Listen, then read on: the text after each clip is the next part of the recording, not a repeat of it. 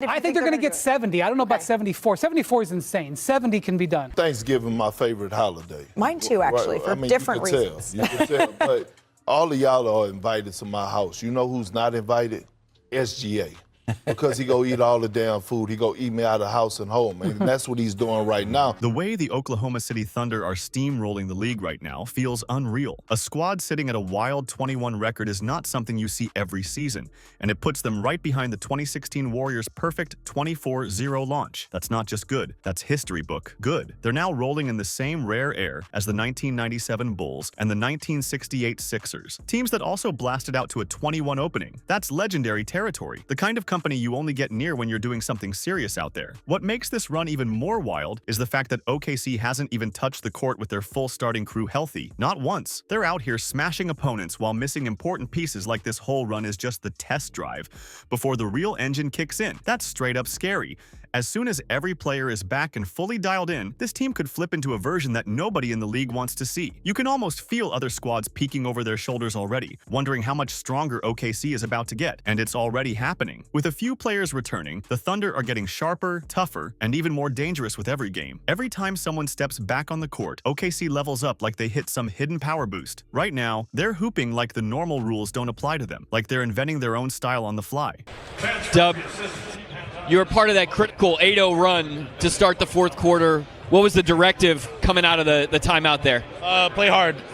The rest of the league looks completely lost trying to figure this team out, and right at the center of the chaos is Gilgeous-Alexander, the calm storm running everything with ice-cold precision. This version of SGA feels like he leveled up again, cooler, sharper, and running the game like he's seeing it from above. After grabbing an MVP, a finals MVP, and a championship while dropping 30 a night in the playoffs, you'd think he hit his peak. But somehow, he's even tougher now. Every move he makes looks smooth like he's gliding, and every decision feels locked in, like he already saw the whole play before it even started. He's still getting to his best spots, but it's his playmaking that flipped the script this season. He's not reacting anymore. He's dictating how things go out there. You can literally see him reading defenses before they even twitch, already knowing exactly where the ball needs to go. And the stats back it all up. 6.7 assists, only 1.7 turnovers, and a pass-to-turnover ratio shooting up to 7.6%, putting him in the 90th percentile of NBA playmakers. That's not just improvement, that's straight evolution. What people don't realize is how huge this jump really is. Last season, his quick reads dragged OKC through 2 Game 7 wars and all the way to a championship. But repeating that same wild path, that won't be easy, especially since Aaron Gordon and Tyrese Halliburton were hurt during those series. OKC can't depend on fortune again. They need more control, more balance, and more stability if they want to defend that crown. And that's exactly why this new version of Shai Gilgeous-Alexander matters so much. The Thunder needed someone who could break down defenses when they overload or trap him, and now he's doing it without breaking a sweat. Whenever a team throws doubles or heavy help at him, he stays calm, flipping that pressure into open looks and easy buckets for the squad. He's not just running the offense anymore. He's controlling the entire tempo like a conductor who never misses a beat. Okay, but we also should shout out AJ Mitchell, who's filled in amazingly. Tremendous. The whole flow of OKC's half-court offense moves on his rhythm now, like every possession slows down or speeds up exactly the way he wants it to. It's wild to watch because the entire team just locks into his tempo without him even saying a word. And then there's the shooting, the part that has defenders stressing out every night. The mid-range has always been his favorite playground, and he's running it again with serious confidence. He's hitting 54% on long mid-range jumpers, sitting in the 88th percentile, and another 54% on short mid-range looks, putting him in the 89th percentile. Defenders know exactly what's coming, but stopping it feels almost impossible. But the real shock this season is what he's doing from deep. Last year, SGA knocked down 37.5% from 3. Solid, nothing crazy. But now, he's clearing 42%, stepping right into that elite range that shifts entire defensive schemes. Teams can't cheat off him anymore. They can't duck under screens or leave a little room. Now they have to chase him over the top, which opens huge driving lanes and forces defenders to foul just to slow him down. What makes this transformation even more wild is how he flipped the two things critics said were his weaknesses, playmaking and three-point shooting, into straight-up weapons. He's flirting with a 50-40-90 season, barely missing the free throw mark by less than 1%, and he's doing all of this while carrying one of the highest usage rates in the league, taking on 36% of OKC's possessions like it's nothing. This version of SGA is turning every so-called flaw into firepower. I just feel like in 10 years,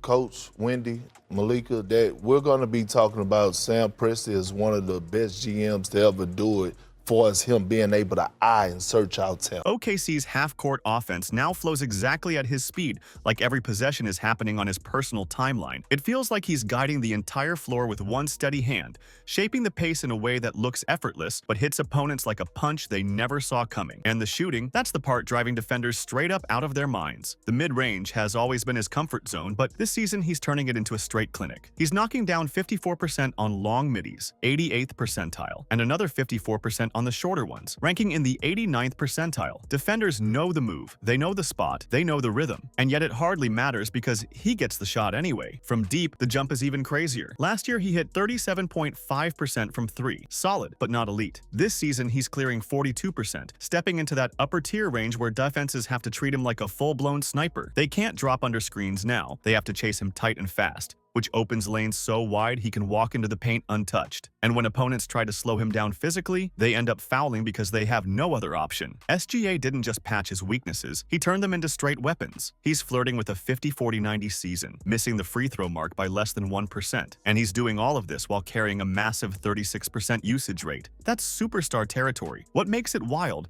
is how his efficiency hasn't dipped at all. It feels unreal watching someone dominate like this, like he's rewriting the boundaries of what a modern guard is supposed to look like. We're not just watching a top player, we're watching Gilgeous-Alexander redefine the idea of being a complete scorer and creator in today's league. With a workload this heavy and efficiency this clean, his scoring profile looks like one of the sharpest we've ever seen from a guard. That's why dropping 20 a night looks easy for him, like he's floating right through defenses. After OKC's 123-115 win over Portland, SGA hit 20-plus points in 93 straight games, passing Wilt Chamberlain's 92-game run for the second longest streak ever. The only player above him, Wilt again, with that legendary, nearly unreachable 126-game stretch. Hitting 93 straight isn't luck. It's consistency on a level most players can't even picture. And the craziest part, it's not just making him better, it's lifting the whole Thunder squad. His growth is transforming this roster top to bottom. Last season, OKC already had one of the league's best defenses, but this year hits different. It's sharper, more connected, and built on the idea that every single player can guard. In today's NBA, that's almost unheard of. Look at their rotation. There's not a single soft spot. Even SGA locks in on ball and holds his ground. Every lineup OKC puts out brings size, discipline, and switchability. It feels like trying to drive into a moving wall that keeps shifting but never breaks. Opponents can't hunt matchups because there's nobody to target. And at the front of that defensive identity is Lou Dort. Dort takes the toughest matchup every night. Star guards, explosive wings, whoever, and makes their life a whole problem. His strength, balance, and non-stop energy turn every possession into a battle. He doesn't just contest shots, he shuts down lanes, absorbs contact, and forces top players into ugly decisions. And even if someone manages to get past him for 1 second, the real chaos kicks in. One loose pass or one split-second glance away, and the other 4 OKC defenders collapse instantly. They swipe, scramble, and break out in transition so fast that opponents barely realize the ball is gone. And once OKC is running the floor, the play is basically over. Their transition attack hits with ridiculous speed, turning defense into offense in a way that's creeping into historic levels. The way they sprint the court together looks automatic, like they're wired into one system. This team doesn't just stop you, they smother you, then flip the court before you can breathe. Every defensive stand feels like the setup for a fast break highlight. It's not pressure, it's straight suffocation. And even if you slip past that first line of defenders, the reward waiting at the rim is no better because Chet Holmgren and Isaiah Hartenstein are holding down the paint. Chet is already one of the league's top shot blockers, but his mobility makes him extra scary. He can step out to the perimeter, slide with quick guards, and still contest shots without fouling. Seeing a 7-footer defend that far from the rim so smoothly is rare. Hartenstein brings a different type of power, strong post defense and the ability to battle bigs like Nikola Jokic or Alperen Sengun without needing constant help. But when things tighten up, Chet slides over perfectly to support him. That combo is a trap. 2 bigs who rotate like they're reading each other's mind. Their chemistry is the glue.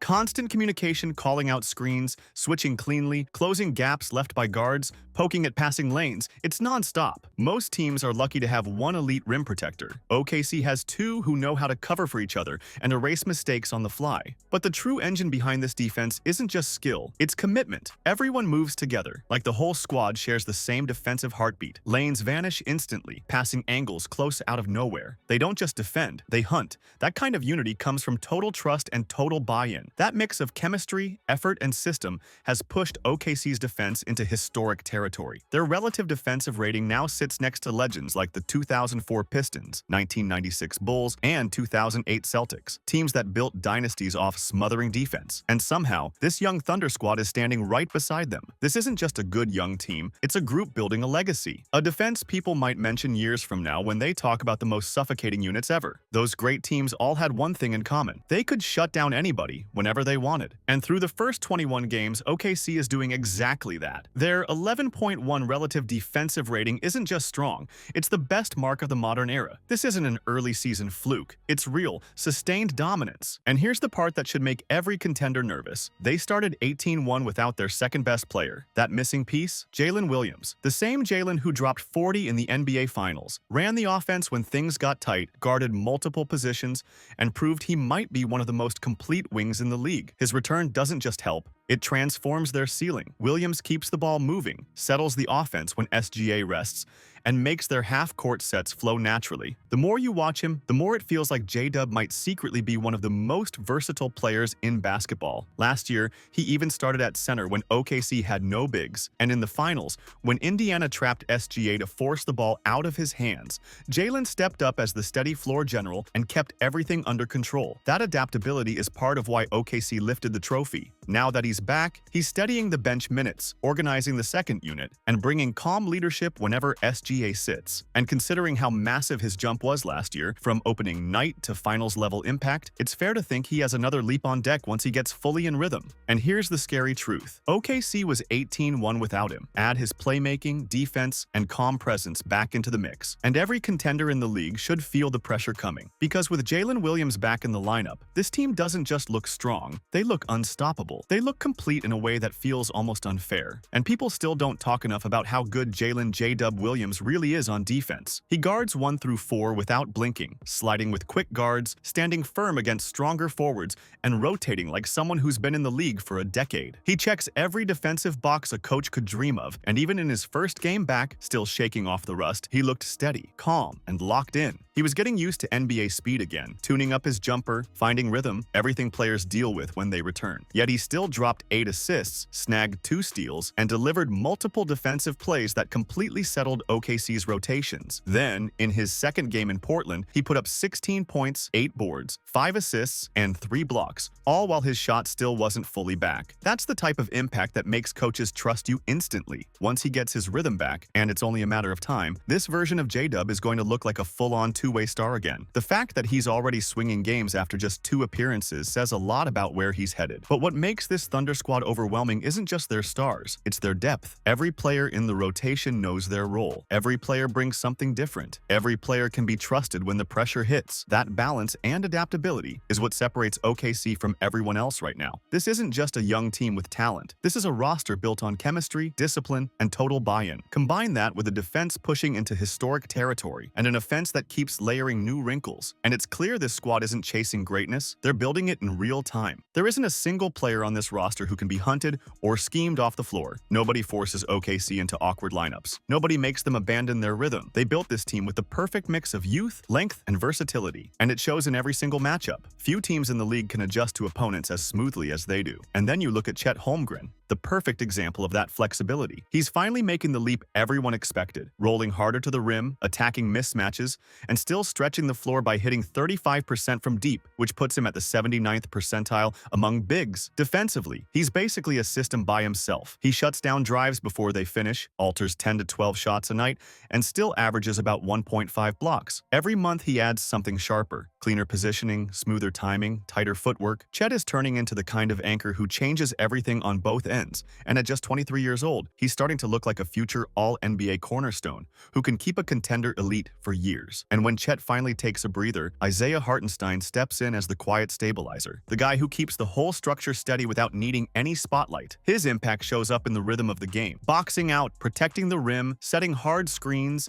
keeping OKC's defensive shape tight, and you felt his absence instantly consistently. When he missed the 2 games against Phoenix and Portland, OKC actually had to grind through close fourth quarters, something they've barely needed to do all season. That alone tells you how important he is to their balance. Then you look at AJ Mitchell, the breakout guard who's moving like a seasoned vet in just his second season. He brings power, patience, and real creation without hijacking the offense. He drives hard, finishes through contact, and keeps the second unit steady with a calmness you usually see from older guards. Watching him play gives off flashes of a young Jalen Brunson. Same poise, same control, same steady hand. If OKC can keep him long-term, pairing him with Gilgeous-Alexander would give them one of the toughest, most balanced backcourts in basketball. And behind them is a trio of elite defensive anchors: Lou Dort, Cason Wallace, and Alex Caruso. 3 players who can guard anyone, switch everything, and fit perfectly into OKC's system. Caruso especially has been a quiet game changer. The Thunder are 9.3 points better with him on the floor. That's wild considering they're already a plus 15. 3 team without him. With Caruso, their net rating jumps to plus 4.6 exclamation mark. That kind of impact is almost unheard of. His individual defensive rating of 96.9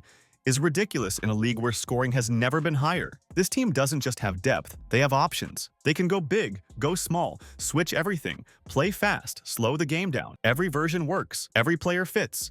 Every rotation holds up under pressure. No other contender in the league can match that kind of flexibility right now. The Thunder aren't just winning, they're dominating. They've got Gilgeous-Alexander playing at a historic level, Jalen Williams returning to a roster that was already 18-1 without him, and Chet growing into an all-NBA level force right in front of everyone's eyes. Sitting at 21 and leading the entire league, they've done all of this without ever having their full starting 5 healthy for a single game. They've built what might be the deepest, most playoff-ready rotation in basketball, and now that everyone's getting healthy, this squad is starting to look like a true powerhouse built to last. A top 5 offense backed by a defense performing at an all-time level through the first 21 games. This Thunder squad looks like it came straight out of another era. They're young, fearless, perfectly balanced, and getting dangerously close to looking unstoppable once they're fully healthy. It's hard to picture who's supposed to slow them down when everything finally clicks. But while Oklahoma City is setting the bar in the West, there's another young squad making real noise in the East, the Toronto Raptors, who are quietly turning into one of the most dangerous teams in the conference. They're stacking wins, tightening up their system, and showing signs of becoming a legit problem for anyone who crosses their path. So what do you think about this insane Thunder run? Are we watching the early stages of the next true dynasty, or is this just a monster early season stretch that could cool off later? And once OKC is finally healthy, do you honestly see anyone in the league slowing them down? I'm curious how you see this whole story playing out, so feel free to drop your thoughts in the comments. I appreciate every opinion and love seeing how different people read the game. Thanks for rocking with the story and being part of Ball Stories. Your support means everything. Make sure you hit like, share, and subscribe so you don't miss the next breakdown. There's plenty more heat on the way, and trust me, the next one is going to be worth it. Go check out another video on the channel and keep the basketball talk going. Sitting at 21 and leading the entire league, OKC has done all of this without ever having their full starting 5 healthy. They've built what might be the deepest, most playoff-ready rotation in basketball. No weak links, no drop-offs, no lineup that falls apart under pressure. A top 5 offense paired with a historically elite defense is the kind of combo that defines serious contenders. This Thunder team looks like something straight out of a different time. Fast, locked in, disciplined, and stacked with young players who play like seasoned vets. Once they're fully healthy, it honestly feels like the rest of the league might have a real problem on their hands. And while OKC is crushing the West, Toronto is out in the East, building something dangerous too. The Raptors are shaping up to be one of those squads nobody wants to see in a 7-game series. They're tough, focused, and quietly stacking momentum while everyone else is busy watching OKC steal the spotlight. So again, what's your take on this Thunder surge? Are they the next great team rising right in front of us, or is there another squad out there built to challenge them